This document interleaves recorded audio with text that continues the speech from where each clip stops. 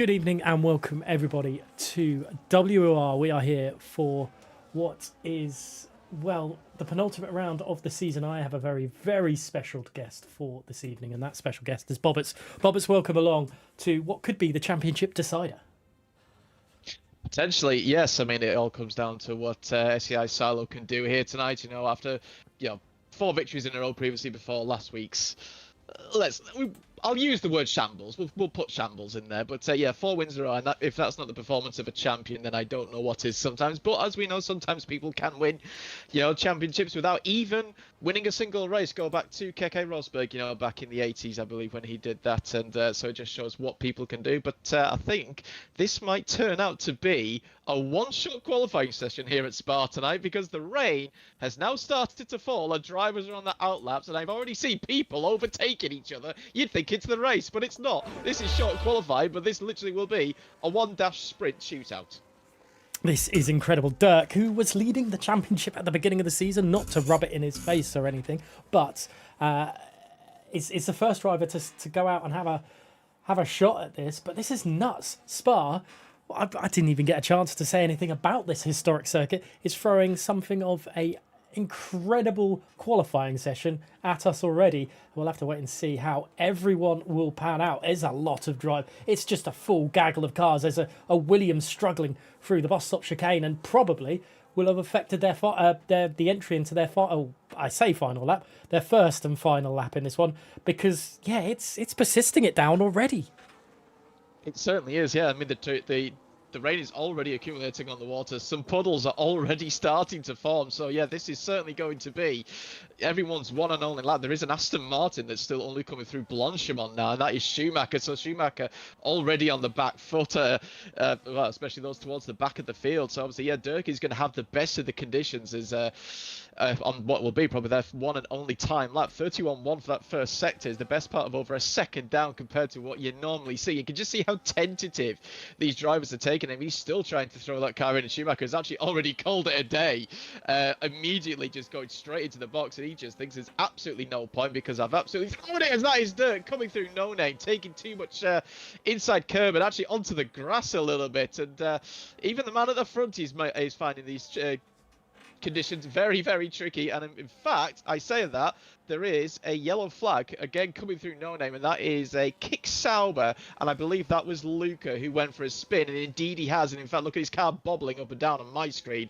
I think he might have picked up a puncture from that, or it's just the game, not too sure. But well, that's him done. 2 drivers down, 18 to go, as we've got a sector and a half to go for some of them still. And the DRS deactivated sign as Venom has retired. Oh, and there goes Luca, I think, going past there. But yes, DRS deactivation has popped up, which is, well, going to mean that no more DRS to assist going down the start-finish straight.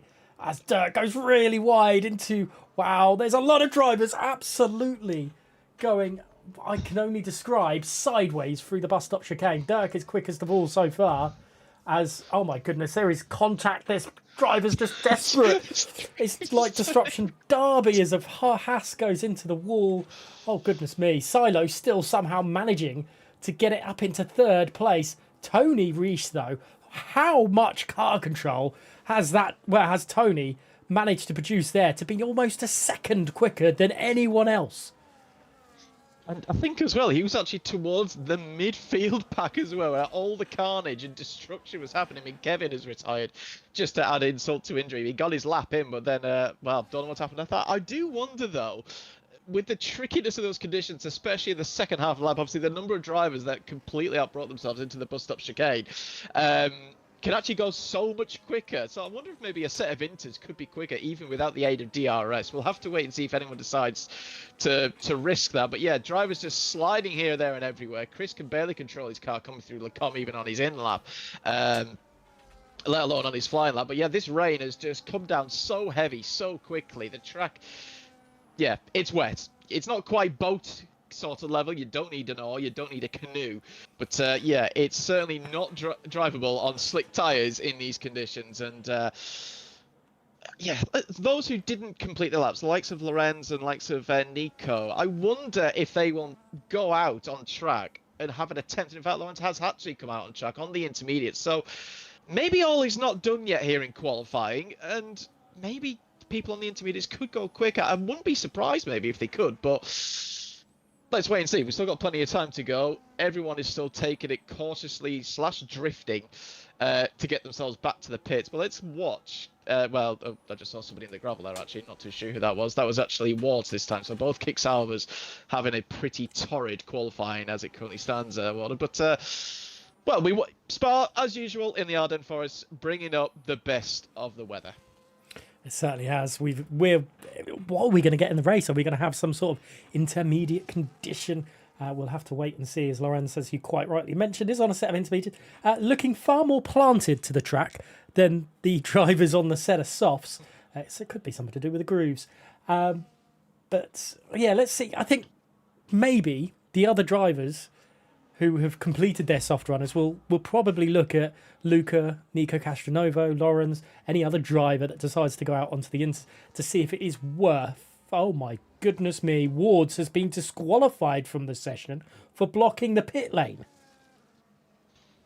I think that just says it all, doesn't it? Whether that warrants a restart or not, I'm not too sure, but I've not fully checked the rulebook on regarding something like that. So, yeah, answers on the postcard, please, everybody. But, yeah, some people, like Finley, for example, currently P5, has decided that, yeah, he thinks that the Inters are not going to be any quicker. I mean, it's a possibility here that those who have not set a lap time are actually probably maybe fighting for P14 on the grid here, potentially now, as Lorenz in his Ferrari starts his second attempt, but this time on the green intermediate tyres into La Source now, very gingerly there, turning the car in, but manage a lot more control compared to what we've seen everybody else do on their first attempt on the slick, soft compounder tyres. But let's see how he goes through up Eau Rouge and Rodion. Takes it full throttle, to be fair to him. Not a bad effort there at all. But what was Dirk's first sector split? It was a 31.1 that he did, and being the first driver up, through the first sector. What's Lorenz's first sector split? It's a second down. So maybe I was a bit too optimistic on these Inters at this stage. Maybe indeed, but other drivers are going out and doing it. So maybe would you say that maybe indicates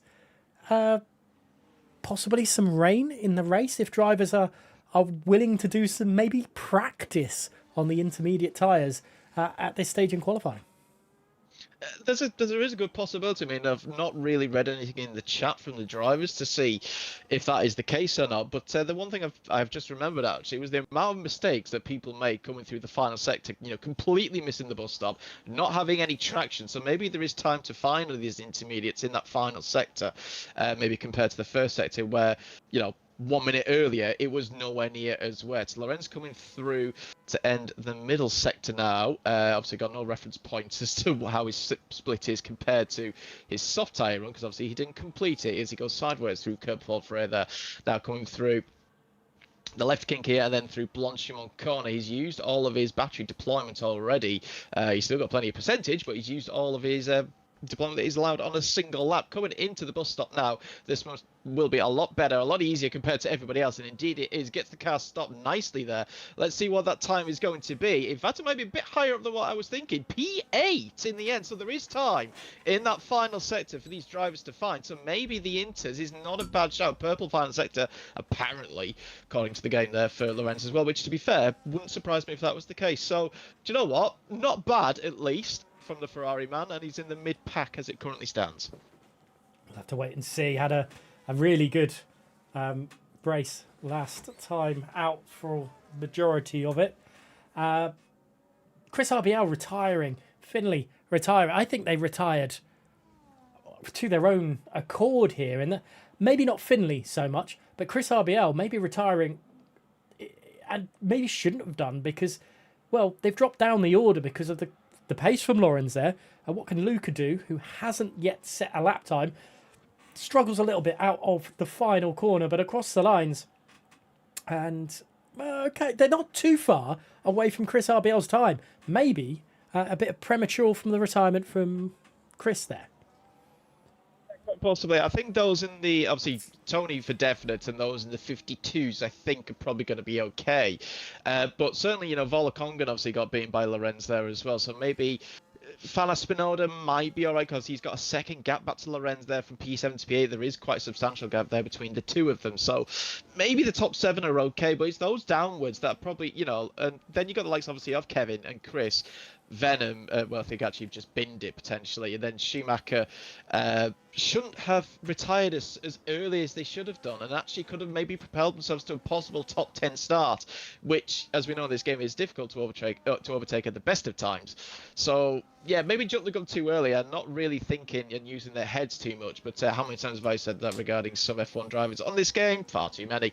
Either way, it'd be interesting to see what some of the front runners can do. On their intermediate times. Van Spinoda is actually currently out on track. He's in the final sector now, but that track is looking a lot wetter than what it was a few minutes ago as he comes through Blanchimont. His teammate there, again, completely out of the way. That is Nico. He's down in P10. Let's see what Van Spinoda can do as he comes through the bus stop chicane now. Gets on the power quite still a bit sideways, but yeah, look at that now. 1.4 seconds down off his time. So yeah, I definitely think that he and upwards, so P7 upwards, are safe, but anyone else downwards, I think it's still all to play for.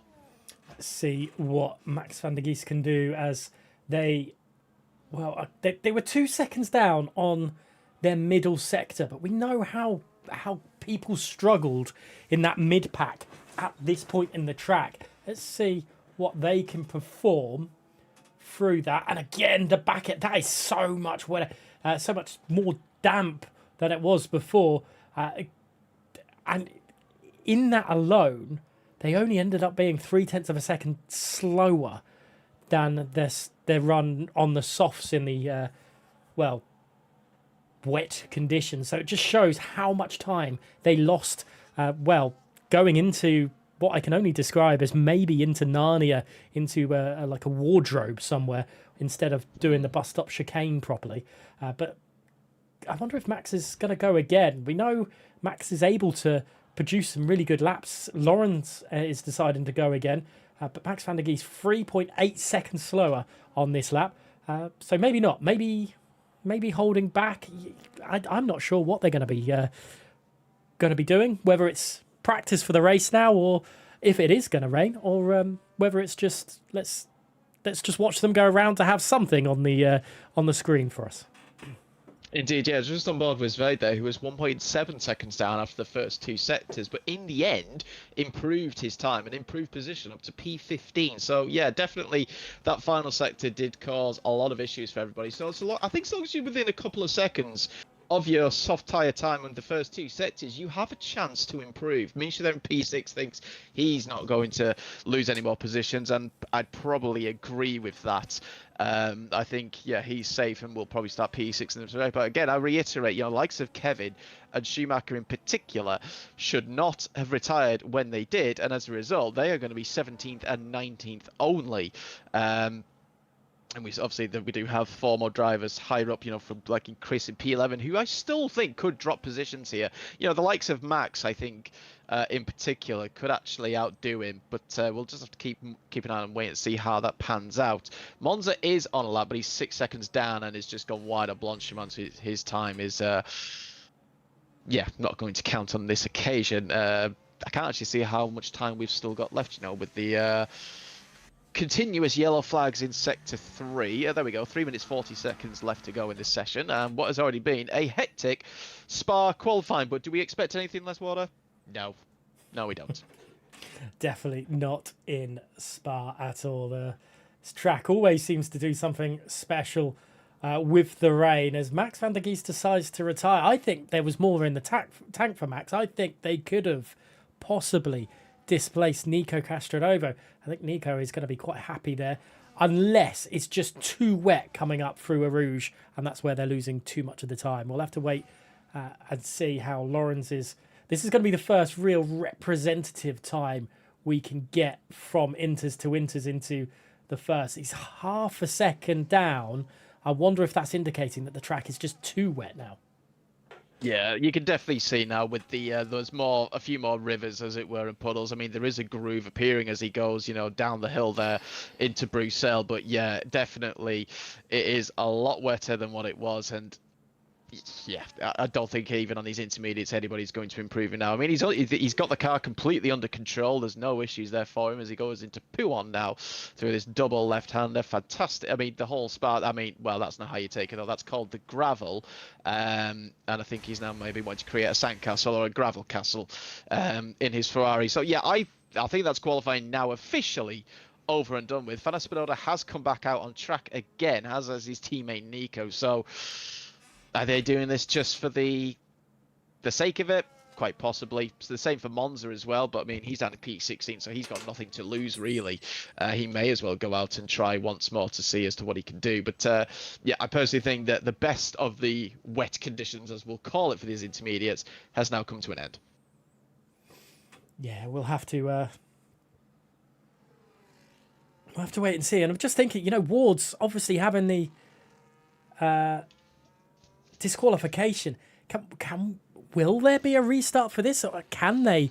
Will the stewards, or will Luke decide that time can be reinstated? It's a bit of an odd one as a retirement from Lawrence, deciding that's enough. We'll have to wait and see whether anything will come out about that. But interesting one to think over. But let's see what the two VNT drivers can do. But it is definitely not an ideal situation for the drivers to be in. I think Nico may be able to shore up their position against Monza, but Spinoda I don't think is going to go quicker. Yeah, I completely agree with you there. I think he's just doing it just to maybe get another lap in these conditions. Like you said earlier on, if there is going to be any rain in the race, maybe they're just getting a little bit of practice in to get used to it in these tricky conditions. Just reading the chat at the moment, it looks like I think there is a restart for that disqualification, but it's hard to see as to what Venom is what question he's answering based off just him alone. So, do you know what? In that case, I have absolutely no idea, considering that it is Venom after all. No digs, Venom. Just you are a teammate, so I can say what I like. Either way, watching the VNT boys and Monza obviously still out on track. We are at the end of the qualifying session now, so these are the final 3 attempts. I think, to be honest, the only person really worth watching is Monza to see if he can maybe get himself ahead of Zvade and maybe Luca perhaps. Let's see his first sector split. He's 1.5 seconds down, but that was on his soft tyres though, not his inters. So have to see how he goes through the middle sector to see if he's still potentially within a couple of seconds of his time and if he can continue to improve as Nico and Spinoda. Yeah, see, there you go. Nico's 7/10 off his intermediate time. Spinoda, he's onto his soft tyres. He's 2.8 seconds down. As that is Nico going for a spin at Curb Paul Freire there, and just showing how tricky these conditions really are. Yeah, that was a big moment for Nico. You could see it coming a mile off. As soon as the back end stepped out, I don't know if anyone would have been able to hold that. That was, well, brown trouser moment, I suppose you could call it, as Monza deciding to take a little bit of an off-route moment there as well. I don't think Monza's going to go any quicker, 2.4 seconds down. But that, oh goodness me, copying what Nico has done, but managed to hold it a bit better than Nico. Let's see what they can. Oh no. No, definitely not. That's a no-no.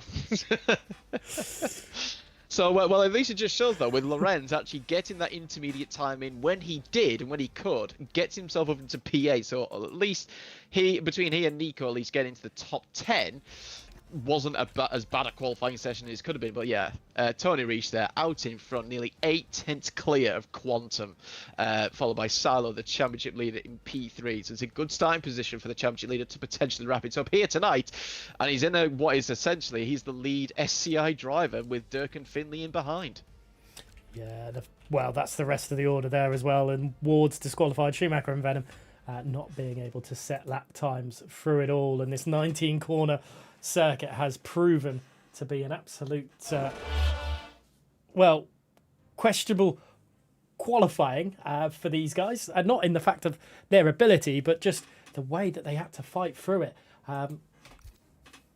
The standings. Let's talk about that. 20 points between Silo and Tony Reich. Silo just needs to outscore Tony by, I want to say, 5 points, 6 points. It will go back on race wins, so it'll go to 5 points, and then Silo is the champion if my maths works correctly. You'd be correct, yes.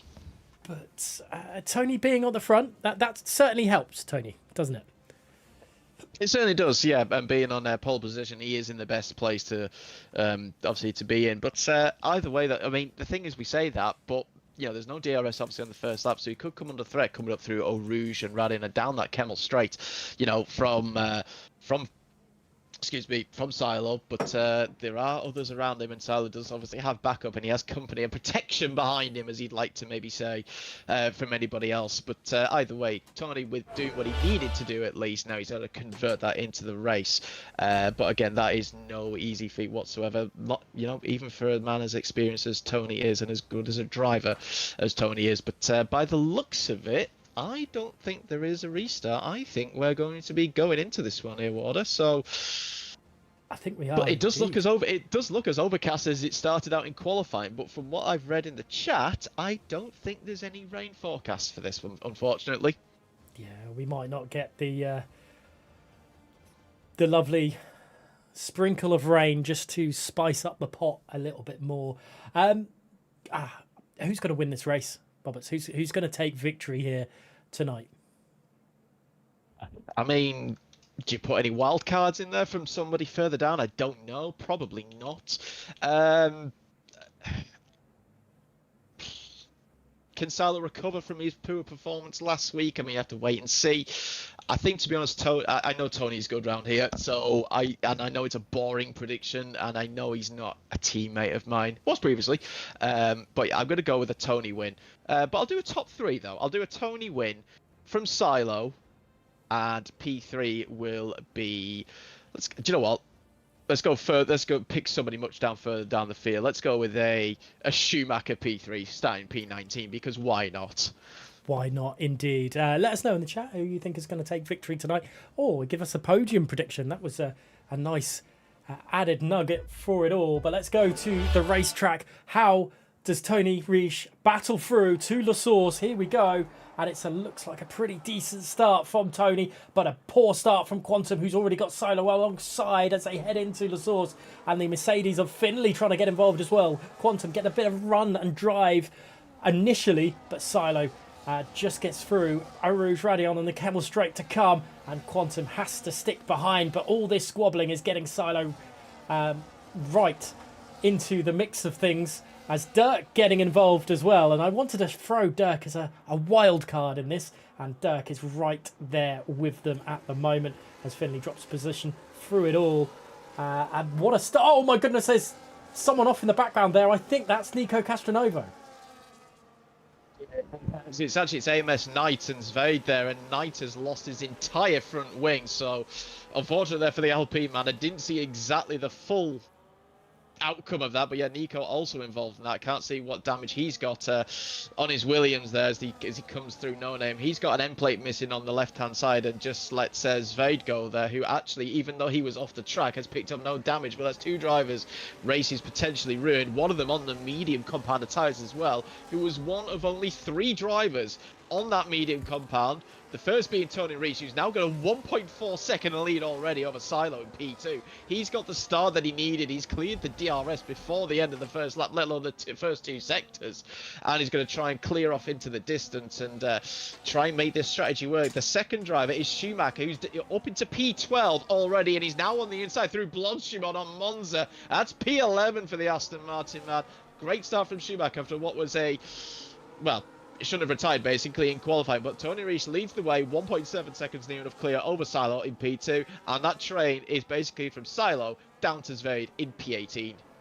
Monza and Venom squabbling away as they go into La Source for the second time this evening, and Monza struggling. Knight picking up a 10-second penalty, and that's going to be them retiring from this one. Monza and Venom still squabbling away.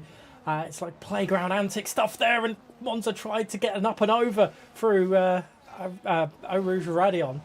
But I don't think it worked. And look at this, it's all close again as they get close to the back end of Luca on this occasion. Nothing going on. And some incredible dicing away. But Monza gets a better drive as they come on through Lecombs. And I think Monza has to stay behind for the time being. Getting a bit frustrated, I think, for that. Tony, 2 seconds clear at the front. Let's go and have a look. Quantum is 0.6 of a second behind Silo. Doesn't have an answer for the championship leader at the moment. Well, not at this moment in time, but I think he's just going to sit behind and use that DRS to obviously just propel him closer down the Kemmel Straight. Not really so much down into turn 1 at the source. It's not really a DRS zone now, let's be brutally honest. It doesn't really do anything. So, yeah, the main on one obviously is out of Eau Rouge and Rodin down that Kemmel Straight. And, yeah, Quantum will just want to make sure he can stick within that 1 second window, even though that gap has now increased to almost 0.9 of a second. But he used that battery to close in a little bit. Dirk also 0.8 back off Quantum himself. And then you've got Fanny Spinoda right on the gearbox, or diffuser, I should say, of Finley there in front of him. So, Fanny Spinoda looking pretty good at the moment. He's cleared Misha in these early stages, as that was Finley out breaking himself into the bus stop chicane. Fanaspola got quite close to the rear of that Mercedes in front of him, but nothing happening. And that in the background is Volakongan. I've just seen going very slow out of the bus stop chicane. He's just lost 3 places as the McLaren driver. Has he got an issue with his wheel, because he is just tumbling down the order and now lets his teammate Venom go through? Not too sure on that one. I have to see what came of that, or if it was just no traction. But yeah, Volcon going from P9 to 13th now, and Monza now going for a move down the inside. So yeah, I think there's an issue, I think, with Volcon's wheel, but we'll see if he continues. Yeah, it's Luca getting passed by Venom as well. Luca trying to get... Oh, goodness me. I've disconnected from the server. Are you there? Yes, I am here. That's... Well, let's not have a look at that. Let's just go to the standing screen, actually. Let's have a look at that while I try and get back into it. I'm not sure what is going on. Did you get my invite? No, because apparently there's no network connection. Excellent. Good old EA. Oh dear, right. We'll be back momentarily. I say momentarily. We'll listen to our sponsors, and then hopefully we'll be back on the race screen.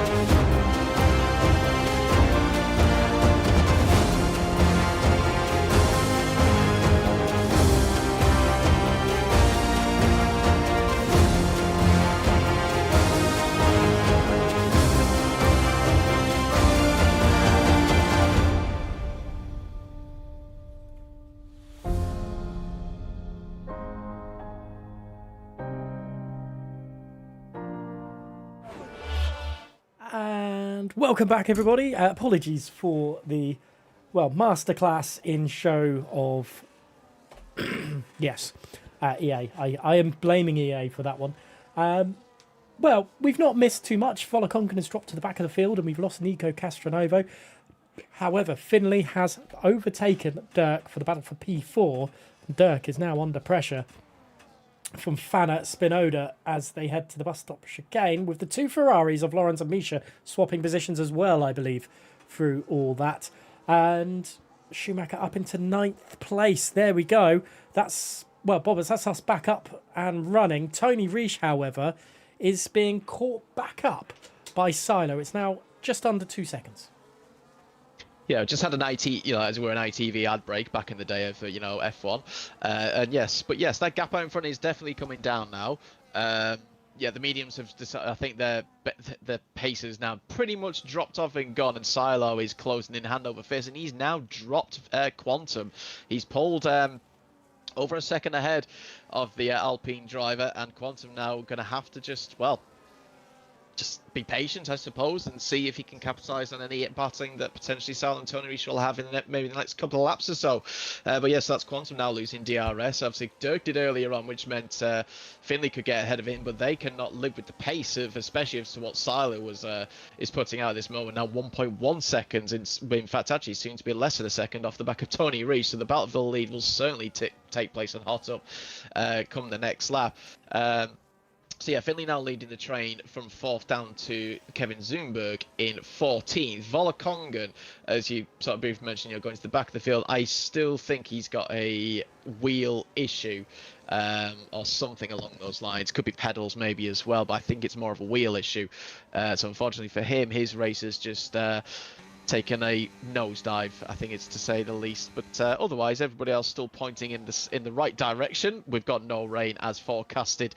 But yeah, pit stops for these medium tyre are certainly going to come into play very soon, as Silo is now on the back of that Red Bull in front of him. The battle for the lead here on lap 7 now starts at this point, and I think it's just a matter of time before Silo gets that move done down the Camel Straight. Well, I say you're probably right. It looks like Silo is pushing the Red Bull through all this. And are they going to try and make a move already? No, but Tony is really, really struggling. Is this a little ploy, though, from Tony to try get Quantum back into the swing of things? We'll have to wait and see, as there goes the Mercedes flying past the Red Bull of Tony there. And this is a part Tony, really just needs to stick to the back end of Silo right now. But how long? How long for the tyres on this one? Has Tony's tyres dropped off earlier than we were expecting? I mean, I would probably say yes, because Schumacher's still comfortably within the DRS of the hard tyre runners. That is Finley downwards. As that is Fana Spinoda who's made a mistake, and Lorenz now trying to make a move. He was down the inside of Bruxelles, around the outside of No Name here. They're still side by side. We're banging wheels here. This is the battle for P6 into Pouon now, and they're not giving up an inch between the pair of them. And in the end, that was inevitable. I'm surprised they're both pointing in the right direction. But Fana Spinoda keeps P6. Lorenz drops to 7th. His teammate Misha just slots in behind, but that was almost a air crash investigation going to happen there. But fortunately, they're both still on track. That was me nearly giving a commentator's curse for everybody pointing in the right direction. I won't do that again. Not.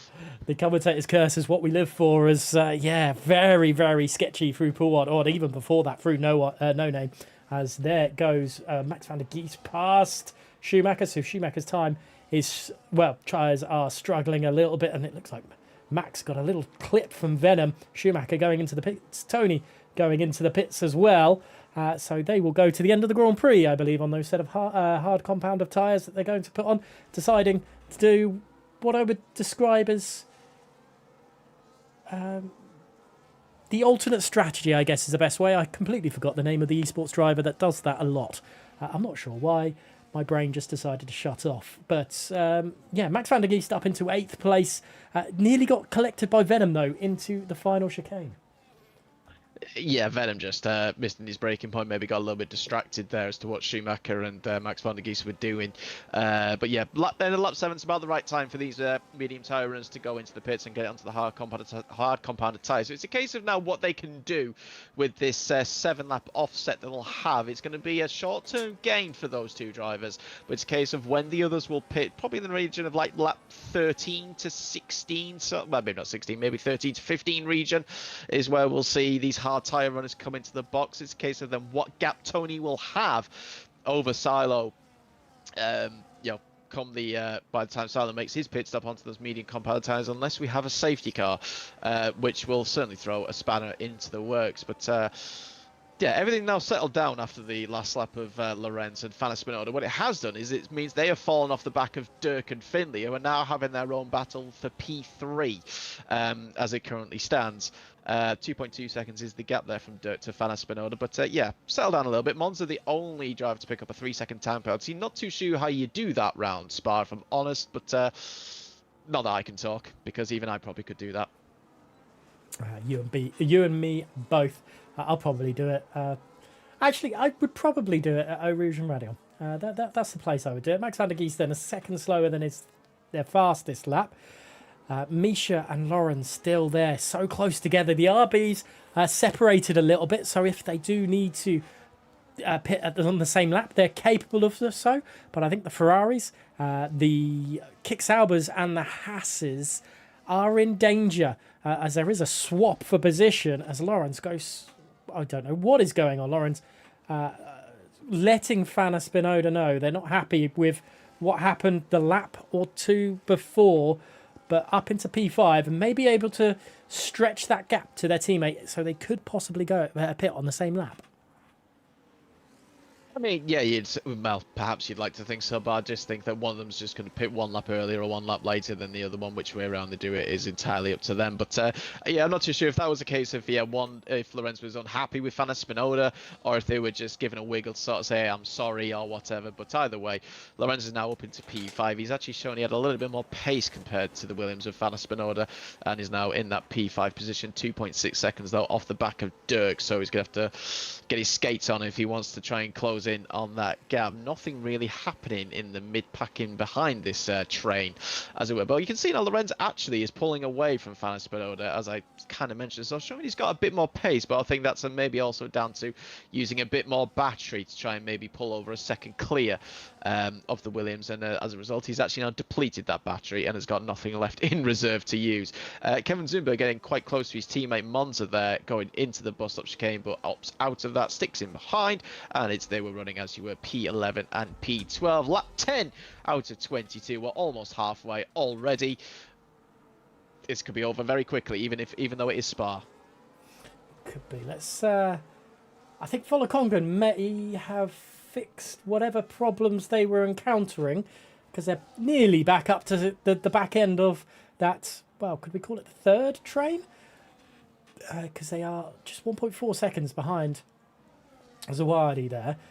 Tony Reich is 3.5 seconds further back and could encounter some traffic, which won't be too helpful for Tony, especially because they probably don't want the back. Well, they're not back markers, are they? They don't want the traffic to drive through because they'll slow them down.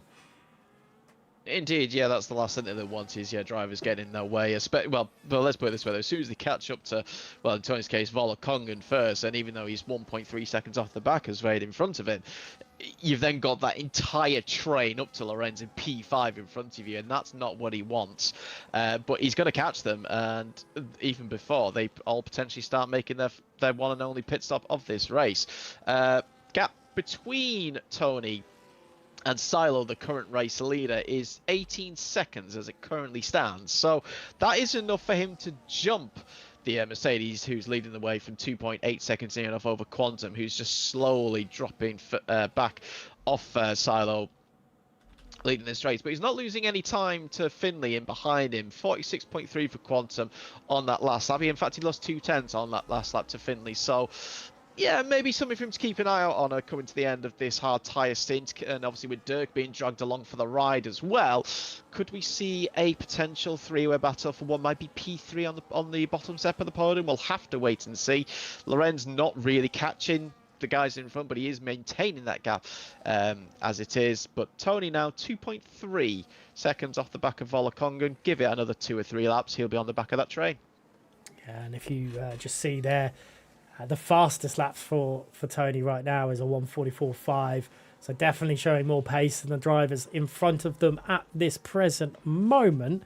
And let's have a look at Volokongan, because Volokongan is just sitting within the DRS of the cars ahead. So I believe I believe Volokongan's fixed their issues, because it's almost like the Volokongan of old. But as things keep the pace increasing, Tony Reich is still catching. Tony is just going quicker and quicker. It's 1.8 seconds at the moment, and this is a part of the track where Tony will be much quicker than everyone else. Indeed, yeah, and even though he's not even going to have the DRS, he'll probably maintain that first sector split as it was. So yeah, he's gained 6 tenths currently in this middle sector alone. Make that 7, 8 tenths now. So yeah, might not even be 2 or 3 laps. Might actually just be 1 more lap by the time Tony catches the back of this train. It's a case of any of these drivers going to make it hard work for him to you know, so he's not held up at all, but they won't care. They've got their own races to run and their own points to prove. So yeah, it's going to be hard work here for Tony as we reach the half race distance of this race, and looks obviously no one's going to be pitting at this early stage, considering, you know, we saw with Tony how little time those medium tyres lasted. I mean, will be a little bit easier on the second stint, less fuel, less weight, maybe can go an extra lap or so, but yeah, Tony now 1.3 seconds off the back of Volokongan. He's going to get that dirty air. Can he make use of these this offset of hard tyres to his advantage? But I don't see it working out for him. I think he's just going to lose too much time. I think that is right indeed, as where is a swap at P3 currently, and that's Dirk getting back past Finley in for all their trouble. Are we going to see any other moves through this? Everyone else looks like they are in it for the long haul, but let's stay now on board with Tony, who is 1.3 seconds behind Volokongan. And well, this is the sort of part in the track where they will be much, much quicker than the drivers ahead. And again, not that it's a team event, but it's a Shizou Cedar Igniters driver in Volokongan in P16. And it's a Shizou Cedar Igniters driver that is leading the championship, that is leading this race.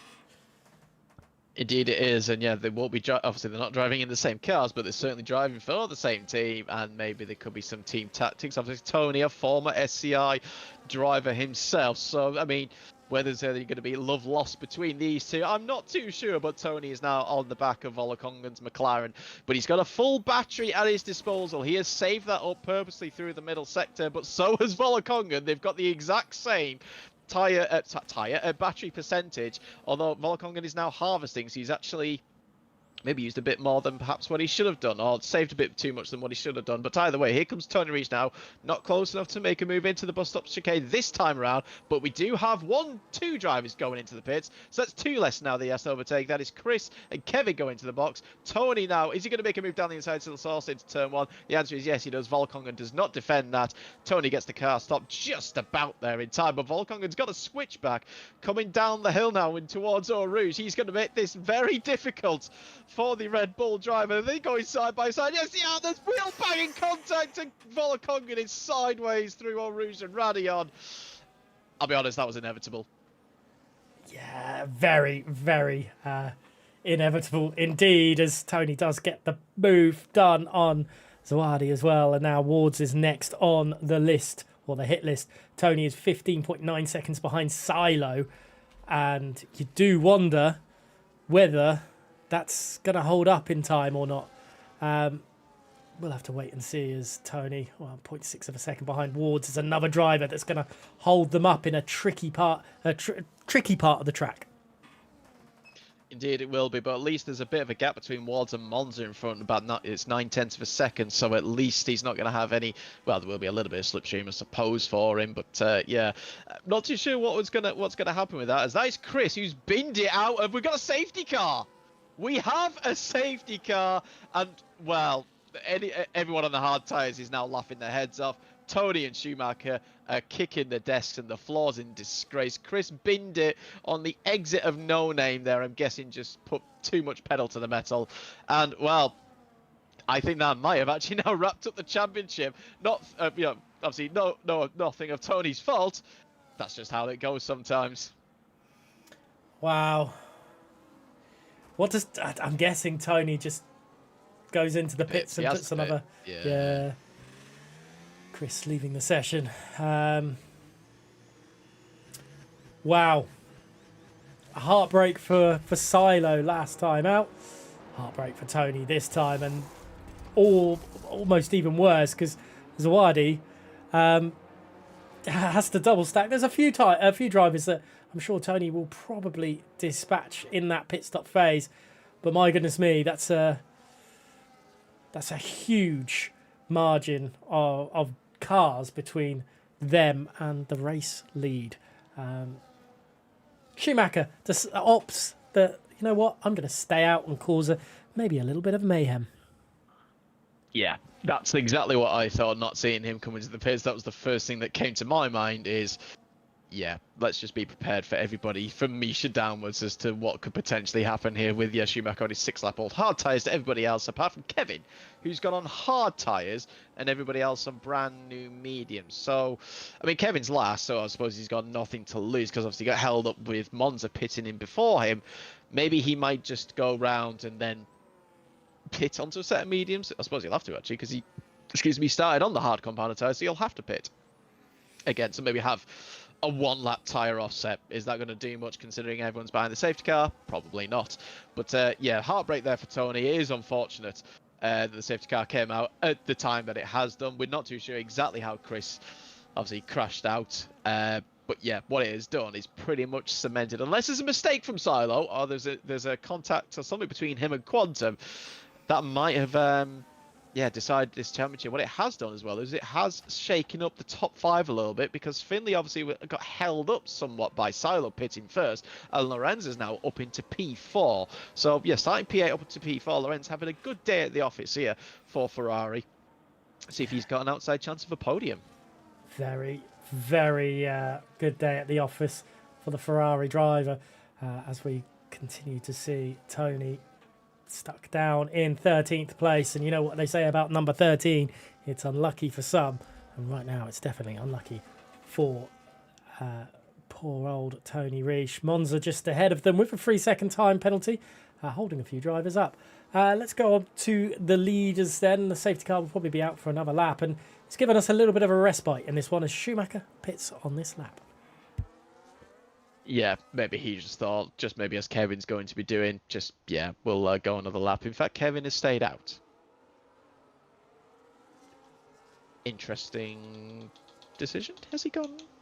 Oh, he's gone hard, medium, hard. Okay, fair enough. So he has pit twice. Never mind. Ignore it. Just what I said. Maybe he was the first driver to go onto the medium tyres. In fact, he was actually. It was him and Chris that pit. So yeah, ignore what I just said earlier on. I was talking absolute nonsense. But yeah, Kevin on those brand new hard tyres, yeah, he's going to be a bit slower at the start. He might be quicker maybe for the last lap or two compared to these medium roads, but I don't think it's going to really pay any dividends. He's now got Schumacher, who's going to be behind him on his brand new set of mediums. But yeah, we're going to be getting underway, I'd have thought, at the end of this lap, which means what are we going to have?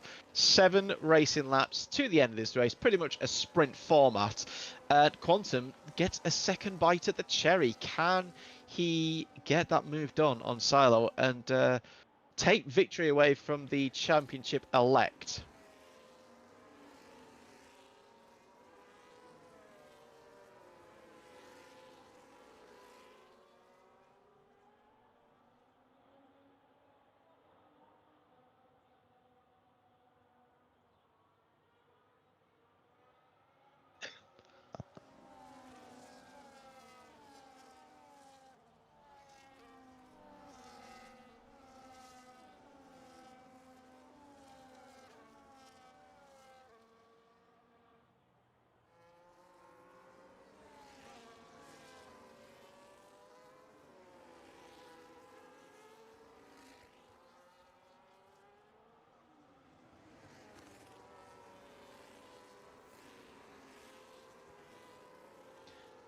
Well, I'm not too sure if your mic has gone off.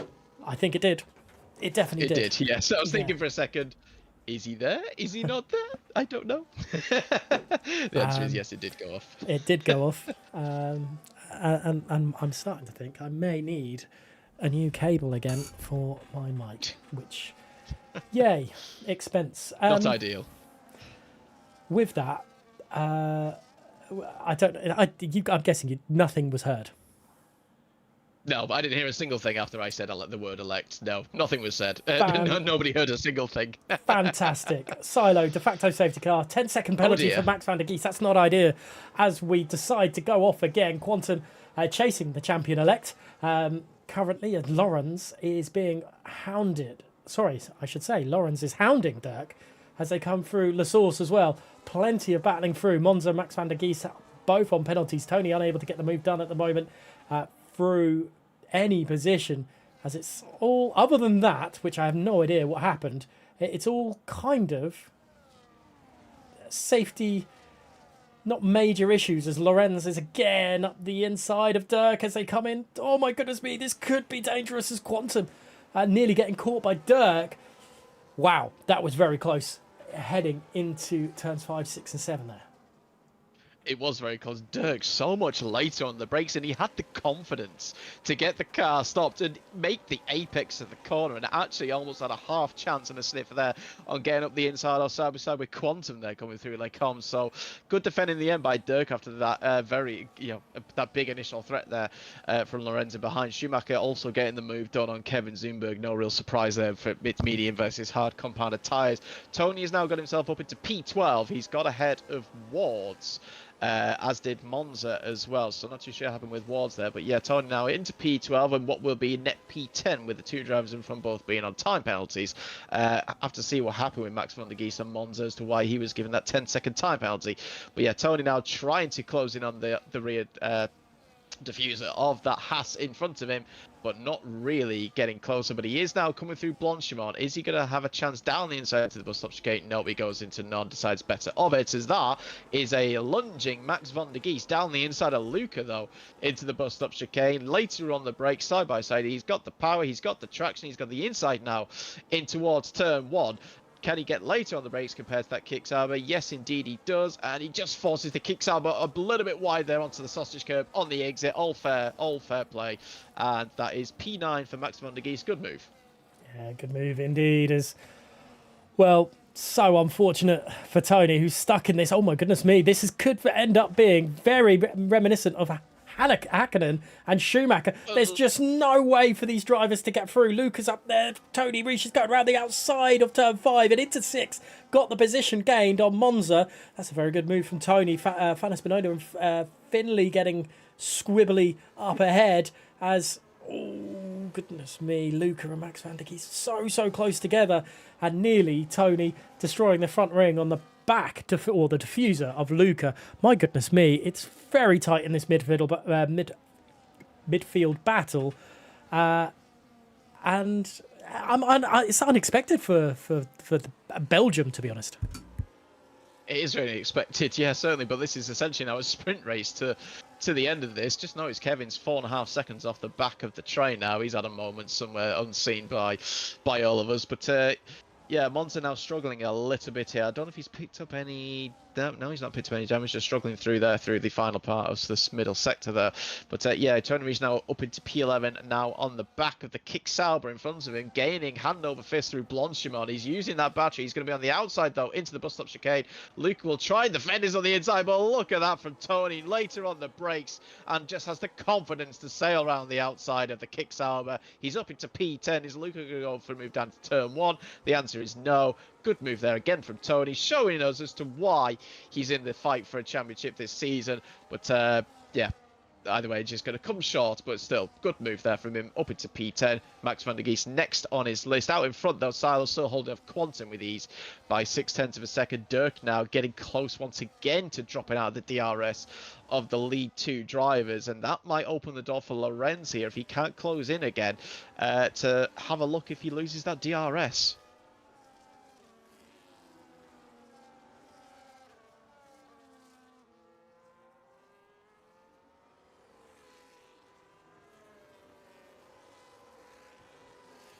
something's definitely happened.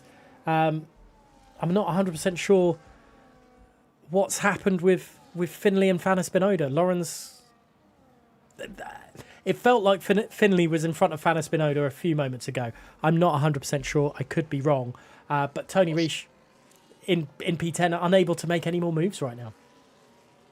Indeed, yeah. I think, just say, I think Fanna Spinoda get the move on Finley somewhere unseen. But, yeah, didn't see it. Must have been a...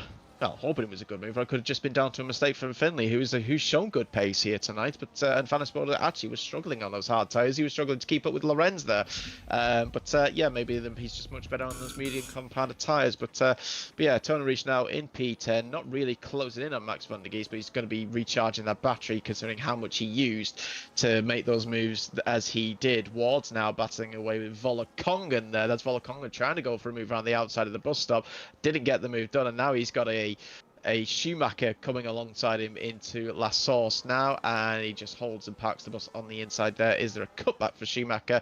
The answer is there is. He's rear tyre to front tyre alongside now as he comes down the hill, but thinks better of it compared to what happened earlier on. Goes back in behind, but now both of them are on the back of that Kick Sauber of Wards, who does have the DRS, but here we go. We have got the Hakkinen Schumacher moment near enough. And literally, you've got Schumacher himself being one of them, but he's the one getting the move done on the pair of them through Lecon there around the outside.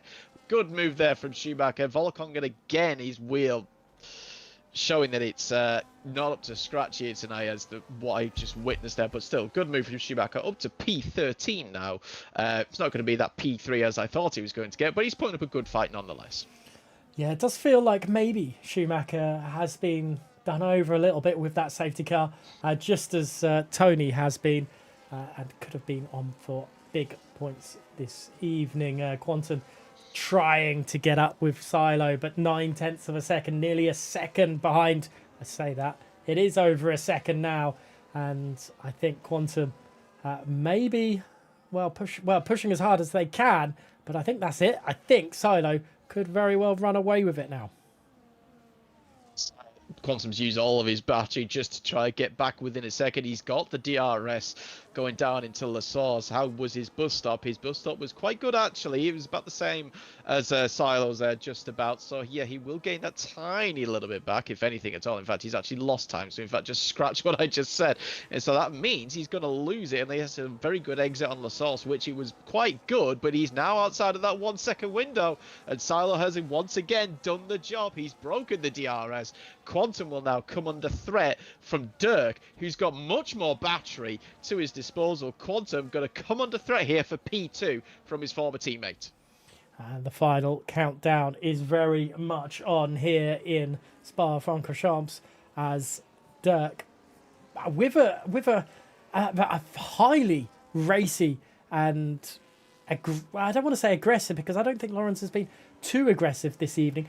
But Lawrence is definitely racy this evening. Could be on for for a podium. And this could really go well for Lawrence if they play their cards right. Silo, however, has played the hand they've been dealt to absolute perfection this evening. Safety car obviously helped. We've missed the opportunity of seeing Silo chase down Tony. However, Silo's done everything that they needed to do to, probably take the championship this evening. Indeed, yeah, he's just played his cards right. He's done what he needs to do, like you've just said. And yeah, it is unfortunate, but these things happen, and it can happen to anybody. And yeah, tonight it's gone into the, Silo's drawn the ace of spades, where unfortunately Tony has drawn the two of clubs, I'm afraid. If anyone knows cards in those terms, you'll know exactly what I mean by that.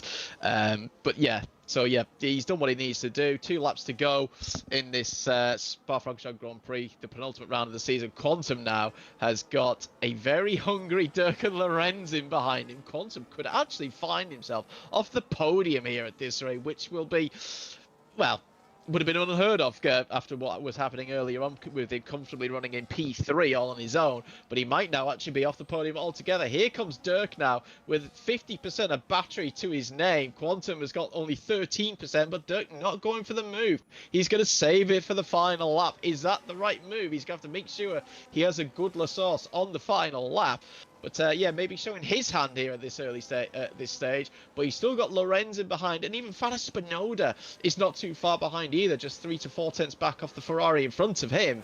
So has he got an outside chance, especially if there's carnage in front of him? Yeah, let's see what happens as Misha just sitting in the wing. If all it takes, and we've seen it, drivers having a little coming together, it could be at any point of the track as Luca picks up a 3-second time penalty. They won't be getting any points this evening because of that. But yeah, Pouon, we saw it through Eau Rouge and Radion, into Le Source and Le Combs. But every point of this track, you can have a little bit of contact, and it could, well, screw everything. And that was a perfect image of Silo being 2.5 seconds in front of Quantum. Wow, what a race. Penultimate lap is just about to end. Silo, all Silo has to do is just make sure they go in the right direction, and they've won this championship. Indeed, yes, this potentially could be a victory lap here for him, but yeah, he's still got to complete all 19 corners of this circuit, but in behind is where it's all happening. Quantum in P2. He's got Dirk all over him with near enough a full battery at his disposal. Lorenz doesn't quite have that. In fact, he's got nowhere near as much, so Lorenz could actually come under threat here from Fana Spinoda in behind. But here comes Dirk now, going to try and cement P2 in this race if he can. DRS open, Quantum defense slightly to the right-hand side, now goes to the inside. Dirk, though, with the DRS, gets the move done. Quantum can't do anything about it. In fact, he breaks late into Lecon there and actually puts himself up a little bit. Lorenz was not close enough because he didn't have the battery to capitalise on that. So Quantum at least only loses one position. I mean, you'd much rather not lose any, but it's only at least one position. He's still on the podium for the time being. Nothing else really happening further behind. Tony's still down in P10, not really been able to make any further inroads after those two good overtakes that he made a few laps ago. So I think it could just be single file here all the way to the end, unless there is a mistake. Monza now picking up another time penalty that just adds insult to injury to his race, unfortunately. But riding on board with the championship leader now, whose gap is obviously it's come down because Dirk had the DRS, but it's been a sensational performance, and he's going to pick up his 5th victory, and he's going to take the championship home. It's just, well, two more corners, just to make sure they don't mess anything up, and we've seen it before, but I don't think it's going to happen. Silo, round turn 18, through turn 19, it's just a short straight to become season 22 champion, and that is Silo. Well, what a season they've had. Dirk in second in the end there, and third for that. Oh my goodness me, what has happened between Monza and Luca? I'm glad that was over the line, because there was a big crash towards the end. But my goodness me, Bobbett's championship. You've done your a stint at a good point, because we've seen a championship decided tonight. We'll just see the images of the podium as we speak, but I'm going to give you a bit of time to think of your driver of the day, because I'd love to hear what you think on that one. Maybe even a joke driver of the day as well, just to see how that one... a joker of the day? For that one, actually. Yeah, I've got, well, in fact, actually, do you know what I'm actually going to say first? Congratulations to Venom on finishing his 4th race of the season. You know, he's had 5 DNFs, so at least he's got his 4th, finishing result of the season. So well done to Venom on that P8. P18 to P8, you know what? Fair play to him. He's gained 10 positions, and he's gained the most positions in the race. So, yeah, fair play to him, at least on that aspect. I mean, Tony obviously was unfortunate. Silo, just those laps. I mean, look at his fastest lap compared to everybody else. He's 4 tenths clear of the next quickest person. So that just shows the pace that he has got. And I think, without a shadow of a doubt, is the quickest driver on console at the moment. I don't really think there's... I mean, yeah, there's competition, obviously, but I don't think people can disagree with that too much.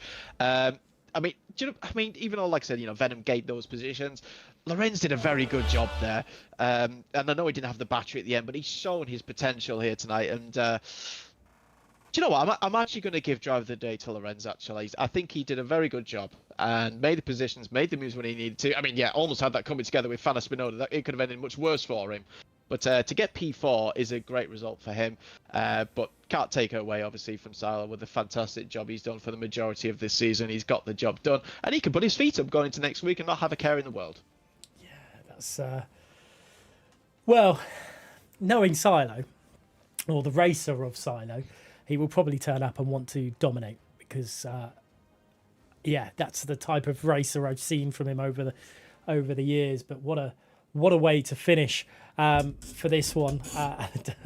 I'm guessing your Joker of the day was Venom there, just to produce. Cool. I thought so indeed. Let's go off. I mean, the thing is, arguably though, you could say he potentially could have been by gaining 10 places, and he made some overtakes. So, but then also just took advantage of other people's carnage. So, but at least he finished a race. That's the way I'm looking at it. He actually finished a race.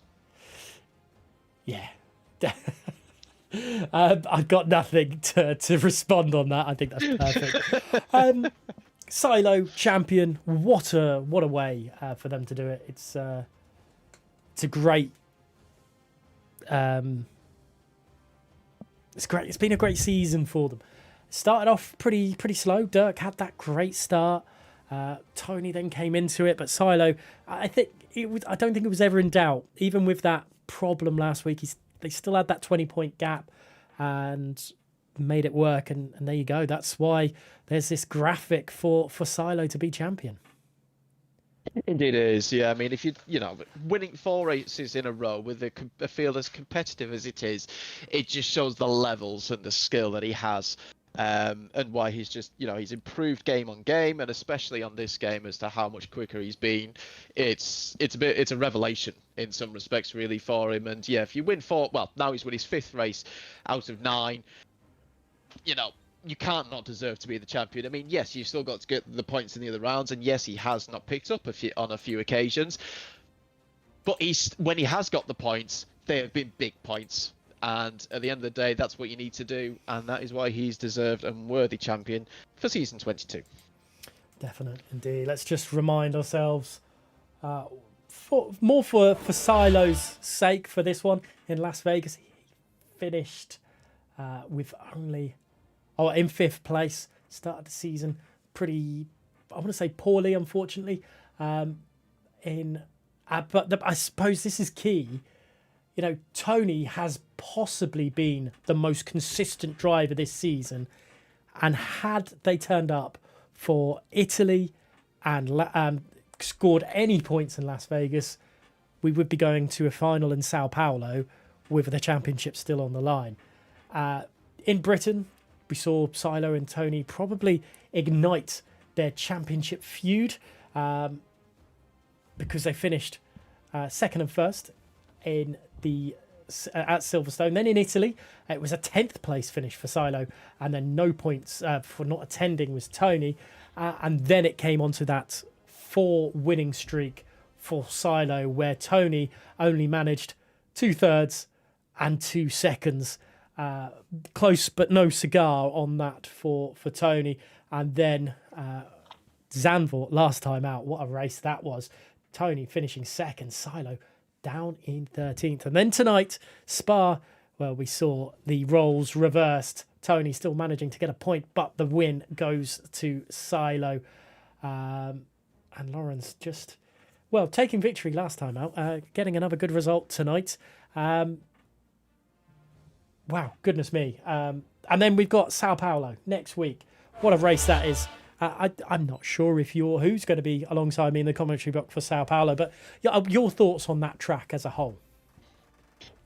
Sao Paulo is just like Spa. It's a legendary circuit. Been around for, however many years it has been out. It's thrown up some fantastic racing, not only in real life, but also here in the F1 community. And it's, one certainly to look forward to. The championship may be wrapped up, but that doesn't mean people are not going to go out there and grab victory or, as good a result as they can do. There is still to play for, in for 2nd, 3rd and 4th in the standings. So that, Dirk especially as well, getting that second place finish, has thrown himself back up there again to be runner-up to Silo. I mean, nobody wants to finish second, don't get me wrong, but I suppose if you are going to finish second, it's at least to a fellow teammate, which kind of makes it feel, there's a little bit less salt in the wounds, maybe for him. As like you said, he had a good start to the season, fell off in the mid, but he's bounced back here tonight. He's done well. But yeah, back to Sao Paulo, like I said, as it is. Great track, looking forward to it. But I expect carnage. Certainly will indeed. And I can't believe I'm going to say this on stream. But are we going to see in 18 years' time Tony Reish come back with a lawsuit because they couldn't quite, they didn't have the race victory? Oh dear. It's because of the Brazil. Now, anyway, let's move on. We've got Brazil next week. I can't wait for that. Let's not start that. Soon there'll be the whole 2021 thing again, all over again. Anyway, I'm glad that there's only like a few viewers now. But yeah, thank you to everyone who has watched and stuck through this one. It's been an entertaining Grand Prix and controversial Grand Prix at times as well, which is just what we love from a commentary aspect. But for now, thank you, Boberts, for filling in this evening. It's been great having you alongside me for this one. But for now, thank you so much.